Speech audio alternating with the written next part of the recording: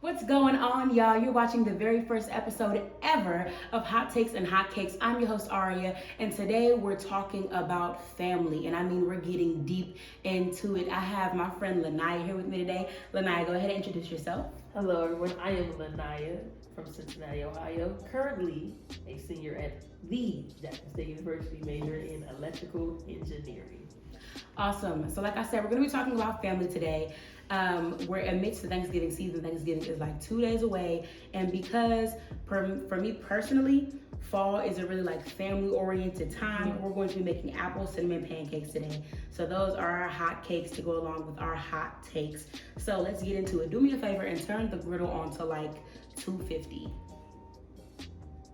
All right, 250. Thank you. We're gonna let that warm up, and as we do, let's get into it. So tell me about your family. Here's your plate. My family's very small. Okay. It's not a lot of us. My grandma only had 2 kids. Mm-hmm. My grandma's parents had 4 kids, but her parents passed away when she was very young. My mom only has 3 kids. My uncle has 3 kids. We're not all we're close, but we're not close. Okay. Like, you know, we see each other, we're cousins. But when we're, we don't talk outside of when we see each other. Okay. But other than that, very small family. My mom's father's side is more, the bigger side, but I'm the oldest grandchild. So everyone's little. And I'm just like the dog. What is that like? Oh, it sucks. No one to really have fun with. I have my little sister. Mm-hmm. Me and her are the oldest too. Then I have a cousin on my grandma's side who's the same age as me, but he's a guy. So. Okay. But it sucks. Like, my little brother gets the benefit of having cousins. I never got to experience the whole, let's go to grandma's house and let's go eat and let's go spend a night, sleep on the floor. I never got to experience that with a whole bunch of people, ever. Due to the fact that it was only me and my sister for so long. And then all these little kids came out of nowhere. Okay, so how far apart are you and your sister? Oh, we're only 4 years apart. Okay, so that's not too bad. But, I mean, it's your sister. You see her every day. Every day. Here's a spatula for you as well. Yeah, no fun with just my 18 months. Boo, boo, boo, boo. Okay, well, I mean, I'm sorry to hear that you feel like that dynamic sucks. I'm quite the opposite, actually. I am the youngest of technically 4. I grew up with 2 of the 3 siblings, though, and we can talk about that later. But hold on, I'm gonna go ahead and put down some of this hot cake batter. Like I said, y'all, today we are making apple cinnamon pancakes. This is just regular buttermilk pancake batter, but I added a little bit of brown sugar to it and some vanilla. But I do that to hardly every pancake batter I use. That's the huge, honey. Come on now. But like I said, I got 2 older brothers and older sister that is new to our family dynamic, in fact. And yeah, I was the youngest, but the idea of like not growing up with anybody, I wouldn't say that was the case for me. My eldest cousin is like 8 years older than me. He's like an older brother to me as well. My other brothers are 4 and 6 years older than me. Even if I didn't have it with my cousins, that whole spend the night at grandma's house thing, I had it with my brothers. And that was more than enough for me because they got on my doggone nerves. But yeah, like as far as, okay, so let me ask you this before I even make this point. Do you feel like there's a lot of pressure on you as the eldest? Because I'm also first everything. Yeah. Like first to graduate high school, first to go to college. Like, so it's really all eyes on me. Wow. Like literally. That's deep. Yeah. That's very deep. I can imagine that's overwhelming. So I'm glad that you said that is in fact the case, because that's how it is for me as well, in regards to like not the first but the last. And so it's like all our eggs are in your basket. Don't mess this up. Yeah. And I'm like, okay. And like I feel very grateful because I feel like I've been put in a lot of positions to not mess it up. But heavens, if I did, I don't know how I or my family would have reacted, right? So like that feeling of like pressure. Yep. I guess my biggest wonder, and it's probably beyond what we can answer, but like a psychology matter is, why is that both the first and the last? And we have 2 different family dynamics. I have not a humongous family, but a larger family than from what you've said. And I'm the youngest. Why is it that we still feel this same pressure? That's a good question. I think it's just... You want some apples in your pancake? Yeah. I think it's just... Well, since you've always been around, I'm going to assume, very successful people, you want to be successful. And then for me coming from a line of unsuccessful people, I want to show them that you can also be successful. Yeah. No matter what the background or dynamic is. So you feel like for you, like you're setting an example, meanwhile me, I'm keeping up with the example set. Well, that's the thing. Well, for sure, thank you. I appreciate you saying it seems like I was raised around those kind of people. It's not that I wasn't. I'm going to say shout out to my parents. It's just like, for me and my mom, as I'm getting ready to graduate, continues to emphasize this, I will be the first woman in her family to have gotten a bachelor's degree. Like, she has her associates, she's still wanting to go for her bachelor's, but like, she doesn't actually have to turn that up to 300 for me. She doesn't have it. And so for me, it's like, I am the standard, and I didn't even mean to be. My mom, and I love her to the moon and back, she's always telling me like, oh, you're doing all these things I never thought I could see possible for myself. Like, I'm so proud of you. And like, I love it, but at the same time, I'm like, dang, like, if I just upped and decided one day I didn't want to do this anymore, would I be disappointed in her? Would you be disappointed in me? Would you still be as proud of me as you are? And I don't doubt that she would be. Like, it's not like a character flaw. Like, I'm not like, oh, my mom would stop loving me if I was any less successful, but I'm just like, dang, like you said, like, you're trying to make a way. Meanwhile, for me, it kind of seems like I'm continuing one, but at the same time, like, it's a little subjective, but nonetheless, it absolutely is, because even if it's not my mom, it is definitely the people I've been raised around, my mentors, the programs I was involved in. Okay, so here we go. Side note, when we get into the pancakes, or as we're getting into the pancakes, when all the bubbles are gone, it's ready to flip. So we're gonna lift the corners here, and it's still a little doughy, so it's not quite ready. Or at least mine isn't. Yours might be. But like I said, me feeling the pressure, although I asked how is it that we both feel like this and we come from two different families and we have two different setups, I really do feel like it's just a standard. Like, it's been put on to me that like settling for less is not an option, babes. Like, I could decide that college isn't for me freshman year, and that's fine. Like, I really do feel like my village would support me, but at the same time, okay, college isn't for you, but neither is bummery. So you make a choice, figure it out sooner than later, preferably, because come on, you got things up over. Oh, hold on now. Can we get it? 1, 2, 3. Oh. Woo! Yeah. You got it. I believe in you. You can do it. I got you. I help you. Because I know that one little corner right there. Okay, the way we flip it, it's gonna be this side. Just gonna get me. All right, 1, 2. You did it. Okay. I took on the cages. What they say on the door? We did it. Yeah, we did it. Yeah. But no, like I said, I just feel like for me, granted, yes, like it might be me continuing the legacy, but I feel like it's a legacy that's so far outside of my family. But that leads me to our next subject regarding family being like, what do you consider family? Like, especially coming from such a small one, like, are you a strong believer in like you can choose the family that you have? Do you feel like since having been down here at Jackson State, you've been able to do so? Like, how do you feel about extended family, or like the family that you choose, as people say? So you feel like friends and stuff? Of course. Oh, I definitely believe that friends definitely become family. Okay. Since being at Jackson, most of the friends I always see them being around for the rest of my life. They always say when you go to college, you find your forever friends. And consider the fact that I talked to a lot of people from high school, it really makes sense now. I think it was like, because you see your high school people every day, Monday through Friday. In college, you have to make time for those people. Yeah. And me constantly making time for these people, I'm like, I really like them. This is.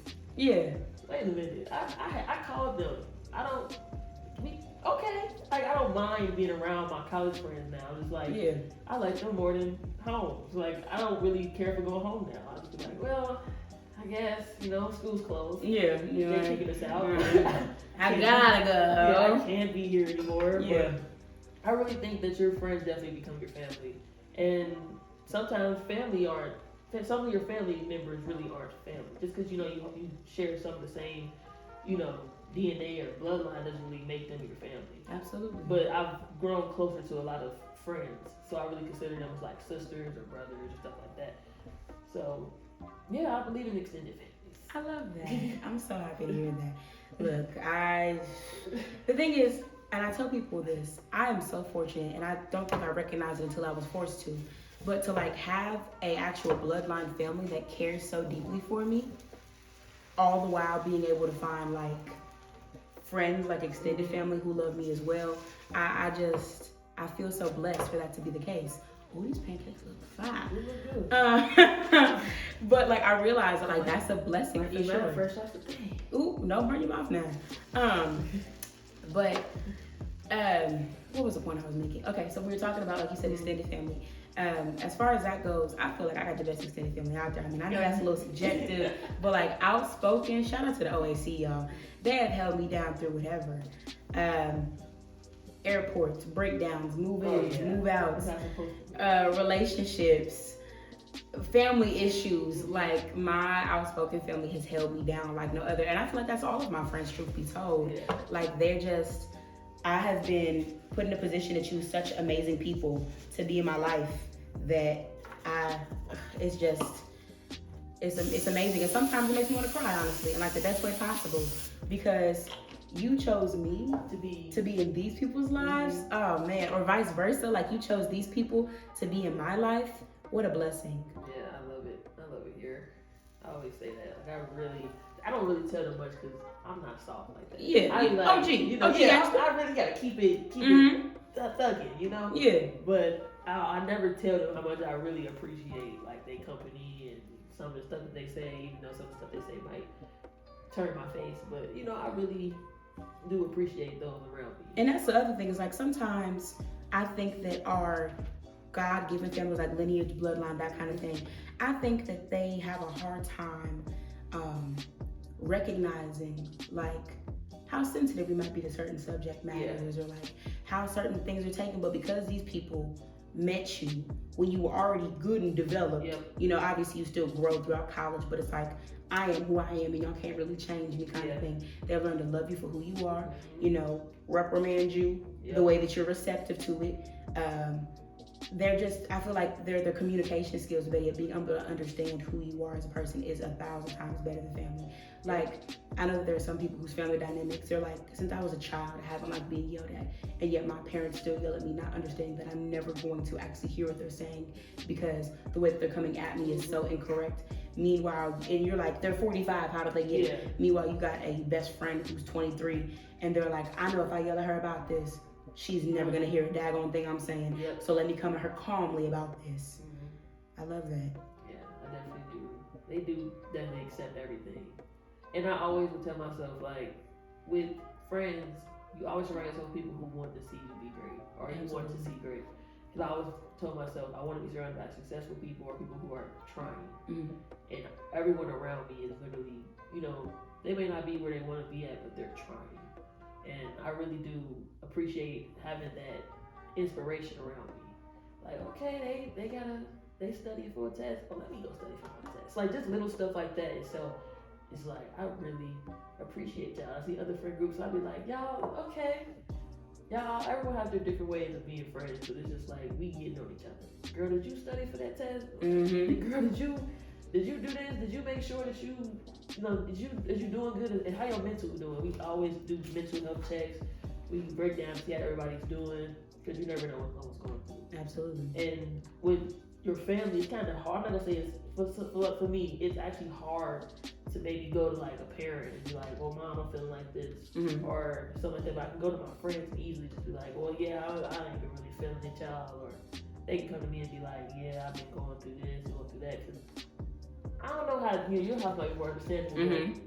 My mom is, I don't really like telling her much because I don't know if it's a black thing, but they talk a lot. Like, whatever I tell you should be between me and you.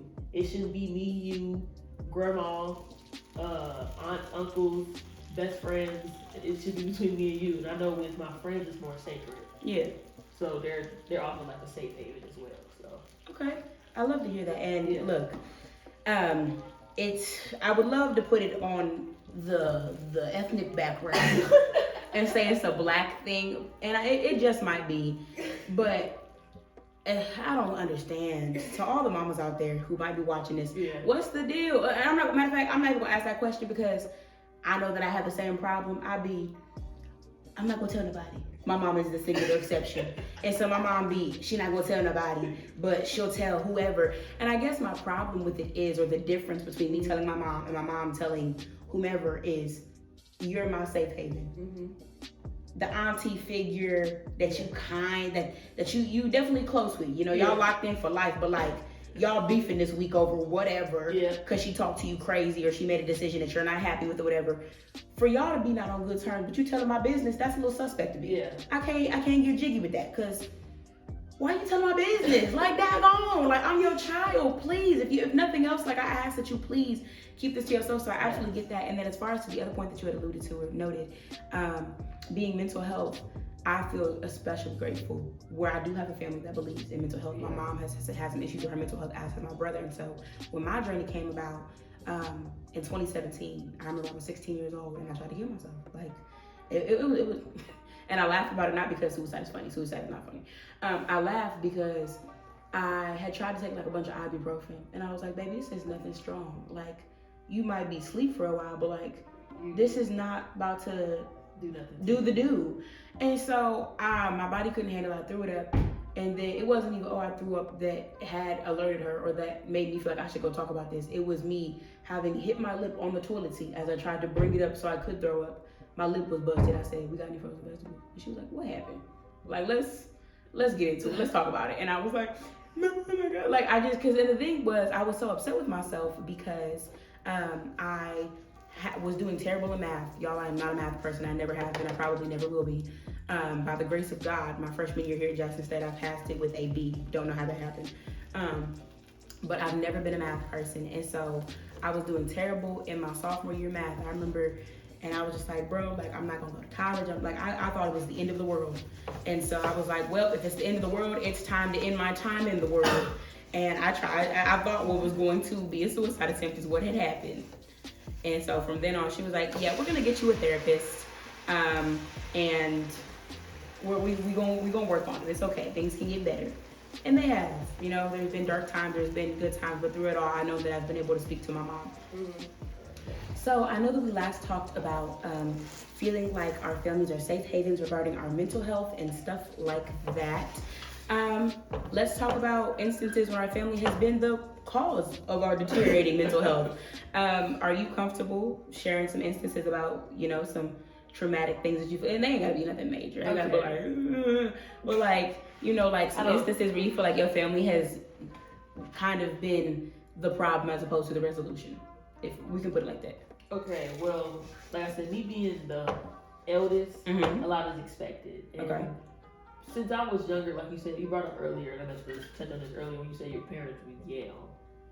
My mom yells, but it's not like a regular yelling. It's a very nice cursing out yelling. And I think even like when I'm trying, like I would feel like I'm trying or something, it's like she's yelling. I'm just like, I'm okay. I just, I'm gonna ignore it. And ignoring it really makes it worse. Yeah. So it's been times where like she'd just be going off, and I'm just like, I'm just gonna go to my grandma's house. Like, I'm emotionally, I can't really take this anymore. Because she doesn't really have to physically abuse us. She can just verbally talk, and you just like, okay, am I not good enough? Like it always gets that feeling of, am I not doing enough? Then I was like, okay, I have to prove to her that I am enough. I have to prove to her that what I'm doing is something that y'all have not done. Yeah. Like, so I feel like that has been moments like that. But other than that, they okay. Okay. Yeah, decent set of family. I understand. Yeah, for me, I'm not receptive to yelling because it was kind of a similar instance with like my dad. I remember when I was younger, and he explained this to me, and I was so happy that we were able to be communicative like this and have this conversation. My mom wanted him to be the heavy parent.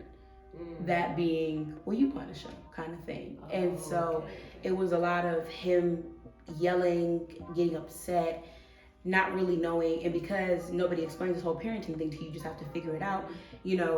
He's like, well, I don't really know when to and when not to.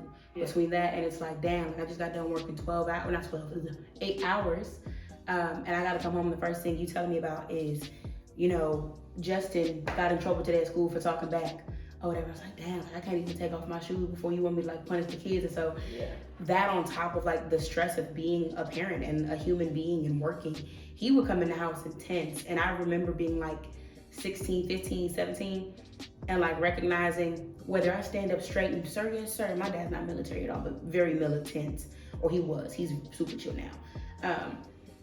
Him being super militant, it didn't matter if I straightened up and fell in line, or if I did what I wanted to, I was gonna get the same response. And so the moment I realized that, I started talking crazy to my dad. And like, anybody who knows me knows how much I love my dad. Like, that is the man of my life right there. And so looking back, I wouldn't even say I'm ashamed, because it was a learning moment. And like, I was a teenager and I had to be graceful to who I previously was. But I'm like, that realization clicked for me, and probably in the worst way possible, because like I said, I then felt the need to like disrespect my father. And but my biggest frustration was, I'm like, I'm a human. I felt like it was okay to disrespect him, because I felt like he was disrespecting me. And not even in the sense of like, I'm a child, or I'm smelling myself, as they say. It wasn't like I'm smelling myself thing. I'm a human being, and I'm making human mistakes.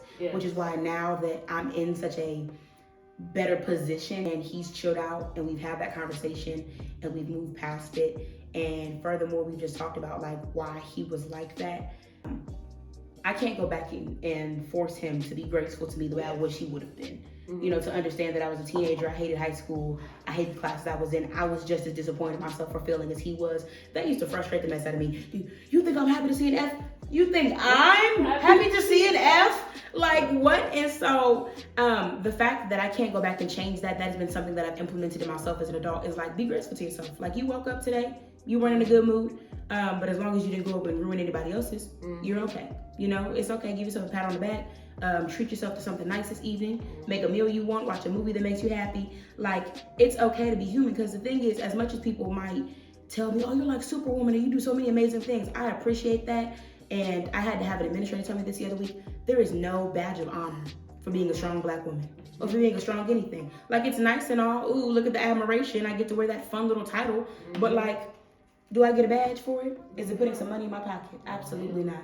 And so it's like, I'm allowed to make mistakes, whether they're mistakes within my relationships, mistakes within my professional life, within my life as a student. Like, I'm allowed to grow from this, and to, as long as I don't stay stagnant and I try to become better than who I was, it's all right. To bring this back full circle, like I said, he would yell regardless of how I behaved. Like I said, whether I tried to straighten up, or if I had said what I wanted to, I was gonna get the same reaction. So I was like, we're gonna say what we want. And I had to recognize that, like, the way that I do respond to yelling, because I had a romantic partner who like tried to yell at me once, and I told him, I was like, look, I don't respond to that. Right? And he's told me that he feels like that's my way of silencing him. I was like, I'm not filtering what you say. You're welcome to say what you want, but how you say it, that matters to me. And I just had to recognize that, like, sometimes the way I respond to it is rooted in trauma. Like, I don't take it well. I don't know if I ever will. Especially because I am a person who at times I lose my temper, but I always am able to bring myself together enough to not yell at somebody, or better yet, if I do understand, you've really, really, really taken me there. Yeah, that's a whole nother level. Yes. Like cursing, cool, I do that, right? I'm not gonna lie, I don't know. But it's like cursing and yelling, whoo, yikes, you've done it. Congratulations, you have gotten me to that level. Like, it's ridiculous. Let's see if these pancakes is ready. I think they are.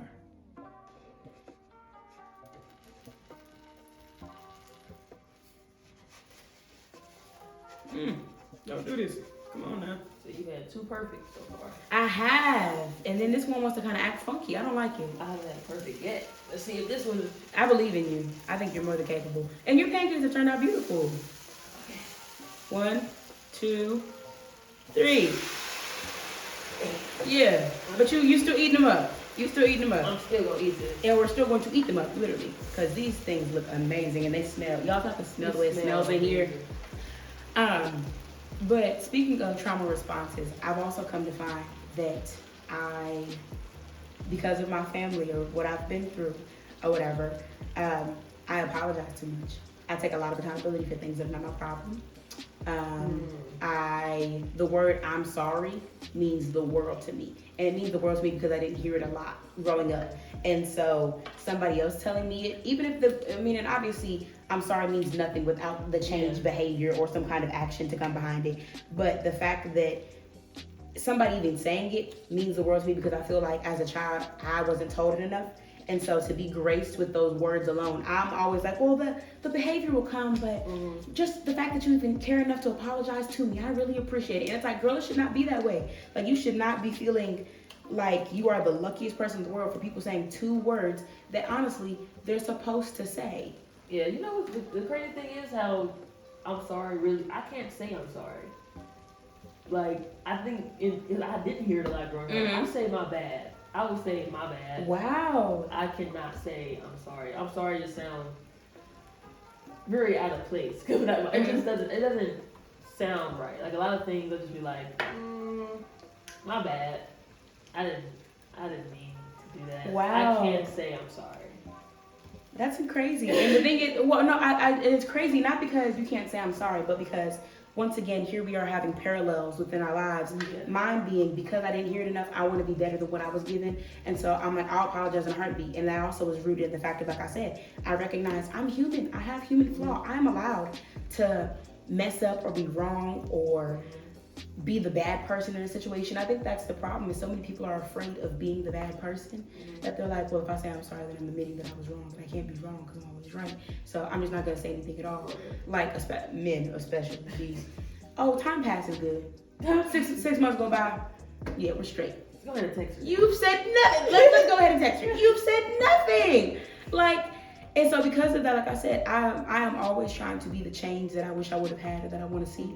And so I'm like, yeah, like I can apologize. I can say I'm sorry. As far as if you choose to forgive me, I can't guarantee that. Unfortunately, that's out of my realm or that's above me. Yep. But the way that I've trained myself or what I'm teaching myself is that once I have exhausted all of my options, I cannot further exhaust myself trying to make right with you. Like, I've apologized. And the thing is, I ask people, like, if my apology isn't enough, I give people options. What would you like to see done to make this better? What would fix the situation? You know, and there's certain things that aren't fixable. You can't, or that can't be repaired. Some people feel like cheating can't be came back from, or some people are like, you're a liar and I don't like liars and that's just the way I've been for a long time. Like, there are certain things where, like, you just have to take your lump of being the bad person or being in the wrong. But I'm like, if there's a way to fix it, I'd like to, you know? Please understand that me lying to you or whatever the situation may be, like, it wasn't meant to hurt you, but nonetheless, I understand that I did. So what is it that I need to do as a person to fix it? And it's like I said, because of how little I heard I'm sorry growing up, I'm like, oh yeah, like, it's my job. Like, I have to be better to my friends, to my family, whenever I have children, to my significant other. Like, I have to be better than what was given to me because I saw how much it hurt my feelings. There was an instance I had with my mom a couple years ago. I was in college, pushing being 20 years old, and I remember it fell apart. You were doing so well. I'm still gonna eat you though. I remember, can you turn it off for me, the griddle? Yes, ma'am. I remember I wanted her to apologize. She was wrong. That's all there is to say about it. And I wanted her to apologize to me so bad, and she wouldn't. She talked about how I was wrong. She talked about not having walked a mile in her moccasins, even though it had nothing to do with, because when people say that, you know, that's the term used to be like, you haven't had my experiences. It had nothing to do with her experiences. It wasn't about, she kept comparing what would have happened if she had done to my grandmother what I did to her. But I was like, my grandmother also hasn't put you in the same circumstances you've put me in. Like, there was all this stuff said. She was like, if this is what it's going to be like, having you as an adult child, then let me know now so I can prepare myself. What to give more context? I hung up on her. She called me, Yelling. She called me yelling, acting a nut, just a lot of stuff that was unacceptable. And so I hung up the phone. And before I did so, I said, Mom, I'm not doing this with you. Mom, I'm not doing this with you. I told her 3 times and I hung up the phone, especially because I was at work. I was at the front desk with Alexander doing my RA thing or whatever. And so she was distraught about it. She was like, oh, for real? She told my brothers, my aunt, my dad, like we talked about, you done told everybody, right? You done told all the business. But she never once sat there and said, like, dang, if that happened to me, I would have done it. Or better yet, if this role was reversed, if you were at work and I called you, you know, yelling, screaming, fussing, whatever, not even about whatever's going on around me, but at you. Yeah. And the yelling was unprovoked as well. She had asked me something about getting my dad a birthday gift. And I told her, I was like, yeah, what does he want? She was like, wow, not even a card? I'm like, I really just said what he wants. But either way, I just remember, like, she said all of this and never once apologized For a week, she had me blocked on Facebook, which is our main source of communication. She didn't text me. I called them while they were out at dinner for my dad's birthday, and I was like, hey, y'all, like, what's up? And she was like, past the phone, like right past herself to my brother. Like, she was so upset with me for hanging up the phone, but had never recognized why I hung up the phone. I think a lot of parents mistake parenting and disrespect. Absolutely. I've had that similar incidents where me and my, like I said, me and my mom kind of clash a lot. I think maybe because we're like in ways, but What's your mom's sign? she's a Gemini, and My mom's a Cancer. yeah, so she's a flip floppy, hard body youngin. So so the thing is, we had a similar situation, but ours was in person. This was during COVID year, I think. COVID year, yeah. Like, I came down here and I did it with her all COVID. Argued with her, went back and forth, had a very strong conversation with my dad about picking and choosing my arguments. Mm-hmm. And so when I came down here, she tried it. I was like, can't even give it to you, babes. Yep, it was during COVID year, and I don't even remember what I did.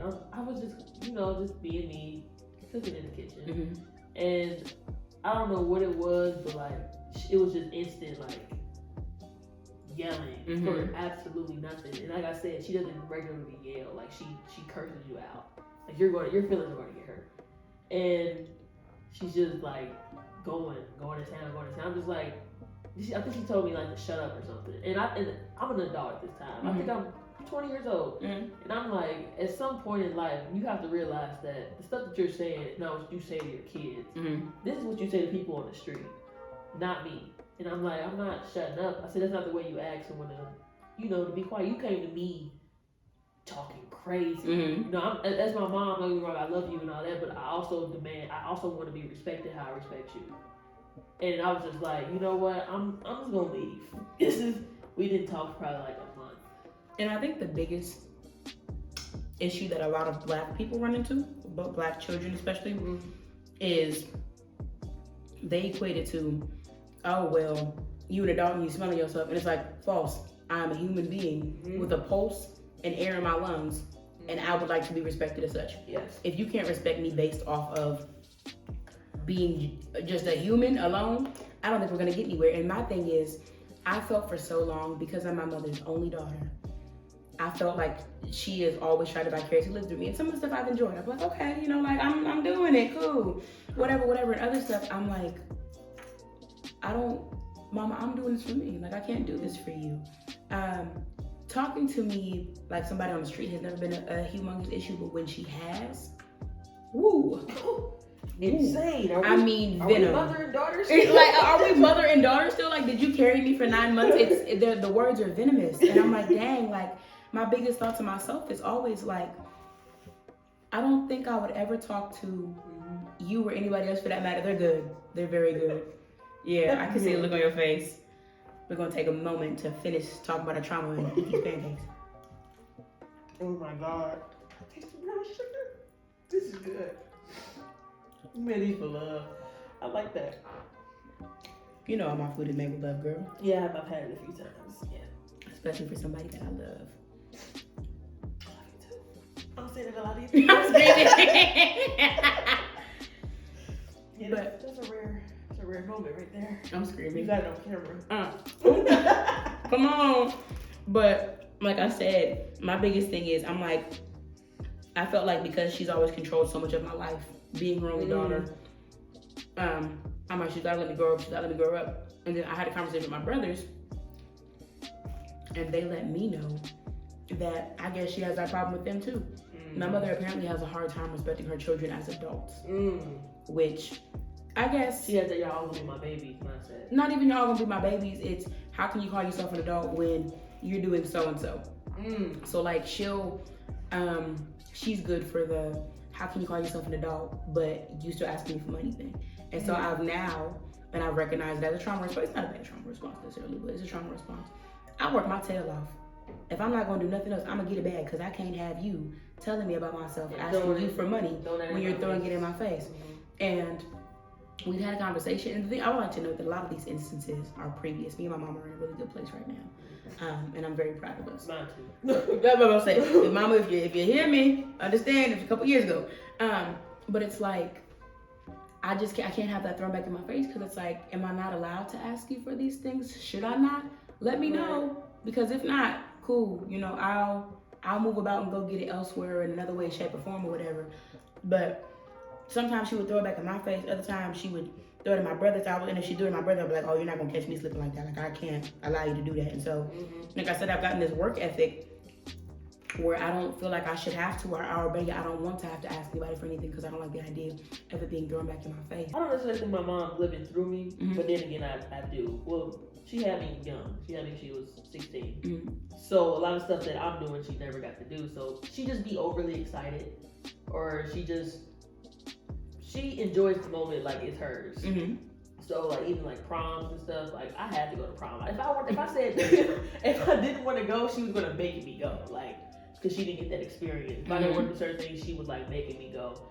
As the story, my little sister, who's the second child, she didn't have to do anything. She didn't go to prom. She didn't want to go to graduation. Like, she went, but she didn't want to go. My mom would have gave her the choice to not go. So I just feel like, you know, she can't get over the fact that I'm getting older because I'm her first. Like, we grew up together. So she's still the child when she had a child. So she can't get over the fact that, oh my God, my daughter is really an adult and she's maturing, and at some point she's not going to be around me anymore. Like, this is my 4th year in Jackson, well, technically, and she still can't get over the fact that I can go to Jackson State. Yeah. It's been 4 years. I'm still trying to figure out, why are you still complaining about You said, still? Still, it's like always, if you would have been down there, you know, if you would have just went to UC or so. Mom, come on now. Every time something bad happens, if you would have been here with me, this wouldn't have been a problem. Baby, I would have got COVID anywhere else. I would have got COVID at home with you, at UC, at Ohio State, at Jackson State. At Ohio State. Please say that. Like, it didn't really matter. It doesn't matter where I'm at. Like, every circumstance is always, I just wish she never went down there. My family just like, Keisha, it's time to stop. You know, it's time to get over it. Yeah. You know? And she hasn't. You know, she's gonna bring it up probably she tomorrow. hasn't. She's probably gonna bring it up tomorrow. Yeah, because you wanted to go down there in Mississippi. You could have been 10 hours away as long. Okay, but I have to grow. I have to mature. Absolutely. And I have to be able to be on my own without you. And that's what this whole college experience has done for me, has taught me. I really, I love my mom to death. She's always my last resort, though. When it comes to money, anything, she's my last resort. Even though I know she'd probably give it to me and she probably not gonna complain about it. But I'm not asking you for nothing. Because like you said, throwing it in my face later. I don't want you to say, yeah, you went to Mississippi, you could have been at home working. And you had to ask me for no money. Stuff like that.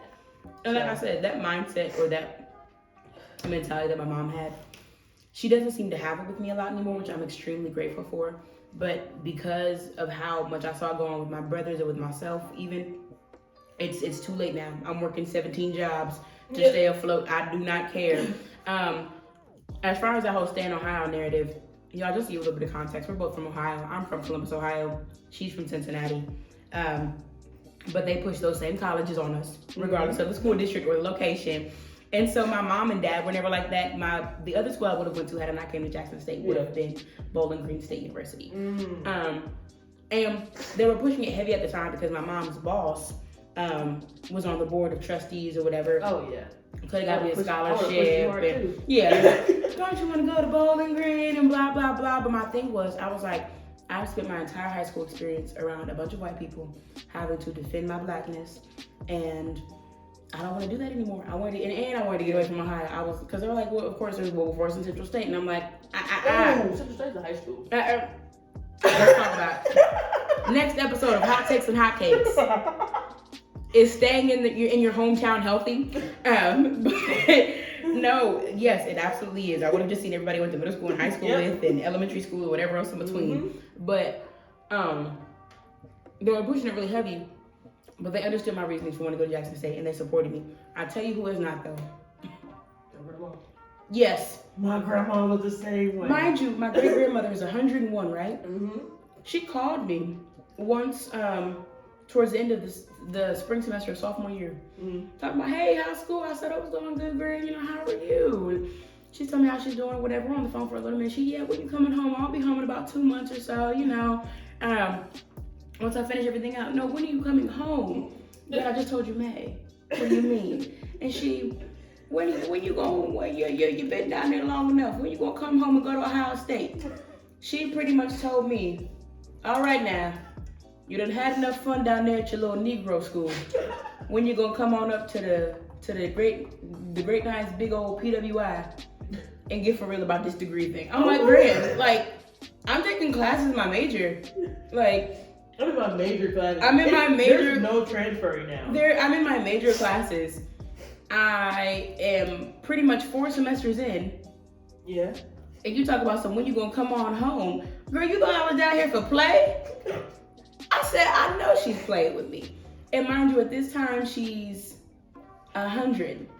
And so I'm like, no, Grant, I'm getting my degree from Jackson. Oh, you're gonna get it from down there. Okay.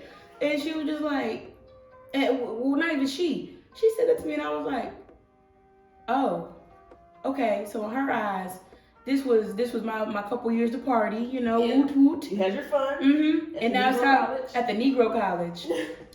What is it? At the Natchez Seminary for nurses, for nurses and teachers. She said you've had your good enough time. Come back home to Ohio State and make it happen. Where they really be learning. Yeah, this is the real education of that. Let's make it happen. Come on, quickly. Yeah, hurt now. Before you get to liking it down there. And I was just like, that's insane. And so just little backstory to the point that you made. I'm like, her and then my brother, my eldest brother Jared. He always, the water's down again. Why don't you just come home and do what? What am I supposed to do? My degree and my friends are down here. I'm not transferring these. I always, baby, you don't got no water. Do you not feel like you're in the trenches? I do. And I am. I'm in survival mode. I can live in the trenches now. I know I can. But I'm here. I'm already and I feel alive. Like, I'm just the amount of the water didn't hurt me. You know? Okay. It's not gonna make me leave my dear college home. Like, I'm sorry. I'm here to stay. Maybe I'm Ford tough, but I'm not leaving. I'm not leaving. I'm like, no. And so to the point that you made about your mom being like, if you weren't down there, it's not my parents who say that, but my brother, he be, why are you down there? If you were home, you wouldn't have to deal with this. Well, I'm not. And I am. So are you going to send me some money and help me out? Or are you going to chastise me about my choice of college? As a person who didn't go to a 4-year university. Hey, I'm just saying. My grandma found out I was going down here, probably one of the best experiences of my life. Not for her, the worst experience for her, but it was at my. So I graduated salutatorian. So break that down for me. I was stupid in high school. Second. Oh, all right now. Yeah, top two. Top two, and I was too. So I graduated salutatorian, and in my high school, they would put all your accomplishments down. I came from a small high school as well, though. And it said the school that I had got accepted to, and then it said going to Jackson State University. And right before that, me and my mama got into it about what school I was going to. Like I said, they wanted me to stay in Ohio. And I argued them down. They knew since I was in elementary school, I was going to college regardless. And I told my mom, either I go to Jackson State or I'm not going to college. Click. And I was in my senior year, about to fill out my transcript form to get my transcript down here. And my mom for long was like, no, you're going to Shawnee State. Shawnee State? Man! In Cleveland? Is Shawnee State in Cleveland? It's somewhere up north in northern Ohio. Yeah, it's in Ohio. Near Lake Erie. Yeah, she's like, well, no, you told me Shawnee State. And I'm like, well, I lied. And so, fast forward to graduation, my grandma's thinking she's going to Shawnee State. She's next to my grandpa. My grandma and my grandpa don't have the best relationship.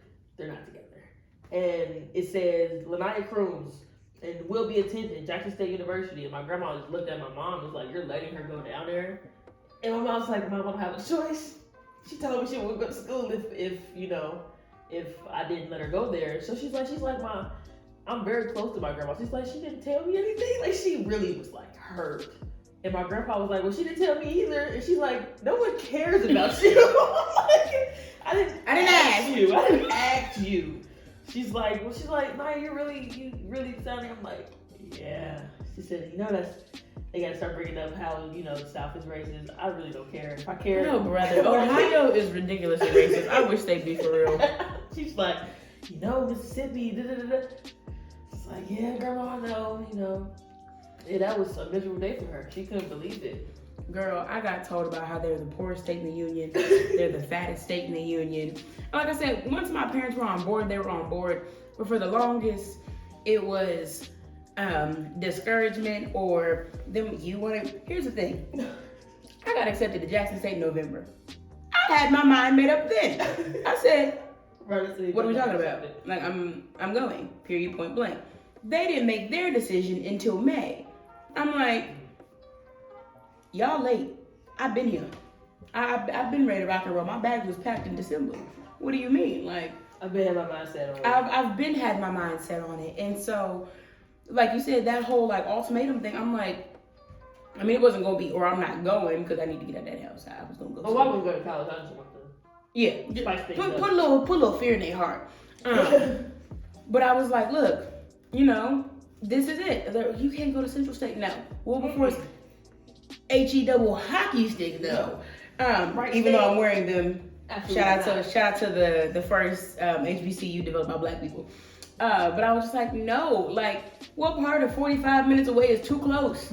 12 hours is good enough for me. That's far. Let's do it. And that's really not far. Okay, I should have went to FAMU while you're playing. Like, they were like, but what? But what? Come on now. Fill out the FAFSA. Come on, the retrieval form needs signing. Yep. We got plans to. We gotta get out of here. Social again? Oh, okay. I need that. Type. I gotta get out. And the thing is, what I don't want people to ever confuse it with is, it's not that I felt like I had to get away from my family. Like you said, although things are not always easy, things are not always likable, they weren't always that way. I love my family to the moon and back, and it's never I need to get away from you. It's I need to discover myself, right? Because at a certain day and time, I hope these are wood. I'm pretty sure these are wood. My parents aren't gonna be here, and I have to learn how to survive on my own. I need to experience other things. I'm sure, as you know as well, being a plus-size Black woman up north is not kind to you. It is not kind to your self-esteem. It is not kind to your relationships, both romantic and platonic. I'm like, I just need a change of scenery. Like, if I don't like it, I can always come back. That's the point of home. Home is always home. Home is always there. But I need to be able to spread my wings. This is where I would like to go. This is who accepted me. The out-of-state fees are cheap. The tuition is cheap. Like, it's doable. It's not like I'm like, and I'm going to go to the University of Puerto Rico and like there's no financial aid possible or whatever. Like, I was able to figure it out while I'm here. I was able to get other sources of financial aid. Yeah. That's how Jackson got me with tuition. Yeah. I was like, 500 more than just out of the state? Okay. I'll be down there. Yeah, to be honest, you're kind of cute. JJJSSSU. I can get with you now.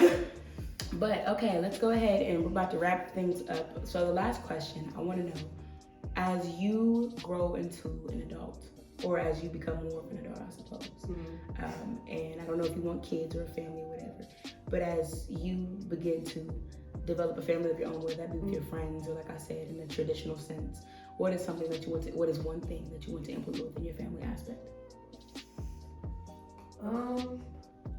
I just want my family to love each other. I just want my family to love each other. Now, kids aren't really in the picture right now. I'm not really thinking about them, but like my dogs, my monkeys, and the horses. Monkeys and horses? And my raccoon and my possum. Whatever I end up with, y'all, don't judge.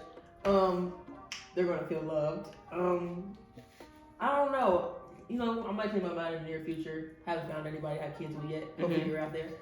But I just want my family to always just feel loved, and no matter what's going on, they can always count on their mom, sister, aunt, like that's me to me, to be there for them. And I don't think I really want a traditional family. kind of want to raise my kids like Will Smith and Jada. Okay. I'm lying. I don't. Okay. But I just, I always want my kids, our family, to be themselves and not to feel judged within their household, or to always feel like they can be what they want to be and don't have to really follow in my footsteps if I do become this successful engineer or successful podcaster. I don't want them to be like, well, my mom did this, so I have to do this.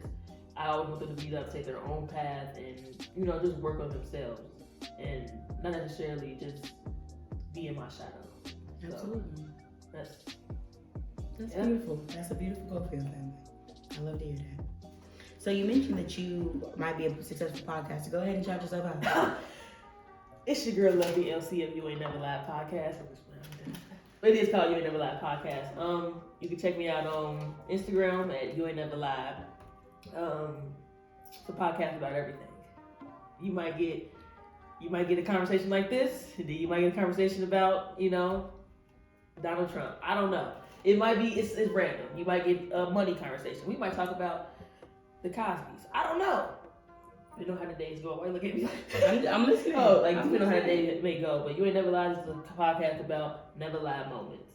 They be like, girl, you ain't never lied. You be like, oh, you said more than you think you do. But check that out. We got some more content coming out. Hopefully we can get her on there. In Ohio. She's graduating. She's leaving me. That sucks. That's all right. That's all right. Good thing she lives in Ohio. I'll just drive. I don't really like to drive, but I'll just drive. For sure. Well, I want to say also, you said this earlier about how you're accomplishing things, but you don't really. You said something like that, but I want to just congratulate you on all of your accomplishments. Thank you. And all of the, Don't get me crying on the camera, man. Yeah, don't cry. I don't know how to react to crying. No, you're fine. But I just want to congratulate you on graduating. I want to congratulate you on, cooking stuff, everything outspoken, just overall being an inspiration. Every time I look at your story, I'd be like, hey, girl, I'll be bragging like, yeah, Aria though. That's just me. I just want to congratulate you on that. I want to thank you for also inviting me and giving me these pancakes. Yeah, and sure. I might make one off camera and take it with me. You're welcome to. But just thank you. For sure. Well, for starters, thank you for those very kind words. Secondly, thank you for coming on to the very first episode of Hot Takes and Hot Cakes. This is something that I've been trying to get started for a long time, and you not only coming on, but also helping me develop this means a lot to me. LaNiya, your friendship in general means a lot to me. I really, really appreciate you. When I had you as a resident, I would have never anticipated that you would have grown to be such a close friend of mine. So I appreciate you. All right, you guys, that concludes the very first episode ever of Hot Takes and Hot Cakes. We've got more content on the way, so y'all be sure to like, subscribe, tune in, and tell your friends because it's finna go up every single week. If you want more content like this, be sure to follow me on TikTok at TheSoulfulKitchen, on Instagram at TheSoulfulKitchen, on Instagram at Aria.Brent, and here on YouTube at TheSoulfulKitchen. Y'all can also find me online at SpiceLeeMedia.com. We're gonna go ahead and keep it locked for y'all.